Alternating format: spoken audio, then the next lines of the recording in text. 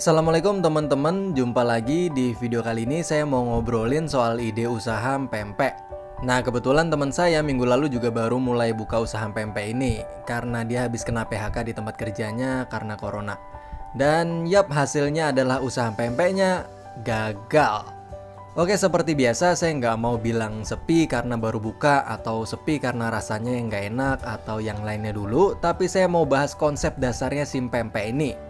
Dan yuk langsung aja kita mulai ke pembahasannya.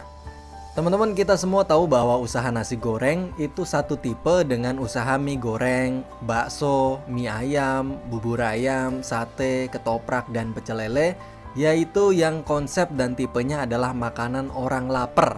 Yang orang kalau beli pasti tujuannya biar kenyang. Nah, lalu ada juga tipe usaha atau konsep seperti martabak, donat, dan bubur kacang hijau yang konsepnya adalah jajanan alternatif. Orang yang beli jenis makanan itu biasanya ingin sekedar cemilan aja atau bosen sama nasi goreng terus atau lagi nggak mau makan makanan yang berat.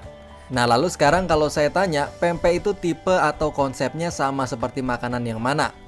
Yang nasi goreng dan lain-lain atau yang martabak?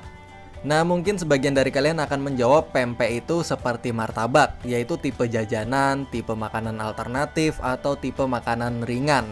Nah, tapi jawabannya adalah bukan nih teman-teman. Usaha pempek adalah tipe seperti usaha sushi dari Jepang, kebab dari Turki, atau bahkan sama seperti kue nastar waktu Ramadan. Atau dengan kata lain, usaha pempek adalah usaha makanan khas. Sekali lagi, makanan khas. Oke, kita sudah dapat poinnya ya teman-teman. Sekarang kita bahas apa sih makanan khas itu. Makanan yang khas itu berarti punya standar. Oke, sekarang kita garis bawahi kata standar ini. Nah, kita semua tahu kalau mau buka usaha itu harus bikin perbedaan. Apa sih bedanya nasi goreng kita dengan nasi goreng di seberang? Apa beda martabak kita sama martabak orang lain? Oh, martabak kita nggak pakai coklat mesis tapi makainya dark cholata. Kejunya bukan parmesan atau cheddar tapi keju mozzarella dan sebagainya dan sebagainya. Nah, perbedaan itulah yang nantinya jadi value atau nilai lebih untuk kita jual. Jadi sebagai contoh, yang kita jual ke orang adalah kalau mau beli martabak yang coklat dan kejunya lumer sekelas hotel, ya belinya di kita gitu. Karena kita pakai dark cholata dan mozzarella. Tapi kalau mau martabak yang pakai mesis dan keju biasa, silakan beli di seberang. Nah, kurang lebih gitulah teman-teman. Itu yang kita jual gitu. Bukan jualan martabaknya, tapi jualan nilai lebih dari martabak kita gitu. Begitu pula dengan nasi goreng dan yang lainnya yang kita harus buat perbedaan antara usaha kita dan usaha orang lain. Nah, dalam konsep biasanya disebut ATM atau amati, tiru, dan modifikasi. Jadi intinya kita harus buat beda lah gitu. Nah, kenapa harus beda? Itu supaya orang punya alasan untuk beli di kita. Kalau misalnya nasi goreng kita dan nasi goreng di seberang sama persis, terus buat apa orang beli di kita gitu? Mending dia beli di nasi goreng yang lebih dekat lokasinya. Toh rasa dan harganya sama kita. Isiannya sama, berasnya sama, penggorengannya sama. Intinya nggak ada bedanya, terus ngapain mereka beli di kita gitu. Nah, itu harus buat perbedaan supaya mereka bisa beli di kita. Bedanya kita dan dia begitu. Nah, tapi teman-teman, kalau usaha makanan yang khas, ini saya garis bawahi lagi, khas. Itu konsepnya dibalik. Bukan main unik-unikan, bukan main beda-bedaan, bukan main enak-enakan, tapi main persis-persisan. Sekali lagi, harus main persis-persisan, harus sama persis. Itu kalau khas ya teman-teman.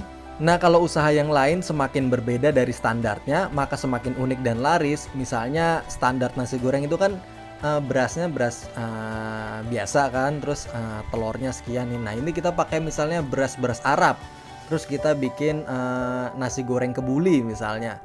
Nah, itu kan semakin unik, berbeda dari standar kan. Apa kita unik terus beda. Nah, itu bisa semakin laris gitu, bisa memicu kelarisan. Nah, tapi kalau tipe usaha yang khas itu semakin persis, semakin sama, atau semakin mendekati standar, itu justru makin enak dan makin laris.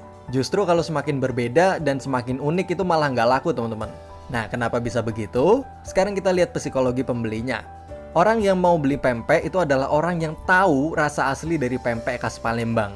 Harapan mereka saat membeli adalah mereka berharap saat makan pempek kita itu serasa ke Palembang langsung karena rasanya yang mirip banget. Tapi bayangkan bila ekspektasi mereka sudah seperti itu, tapi ternyata pas dimakan rasanya berbeda. Rasa ikannya kita ganti pakai daging ayam. Sausnya yang asam manis pedas kita ganti dengan saus lada hitam misalnya. Dan biasanya ada pempek yang ada isinya telur, kita ganti pakai isi daging sapi gitu. Oh tentunya dari sudut pandang kita sebagai penjual itu akan terlihat keren, unik dan beda dari yang lain. Tapi dari sudut pandang pembeli itu justru akan mengecewakan nih teman-teman. Enak itu relatif tapi kepuasan pembeli itu yang utama. Kita boleh nganggep bahwa pempek kita itu enak banget beda dari yang lainnya.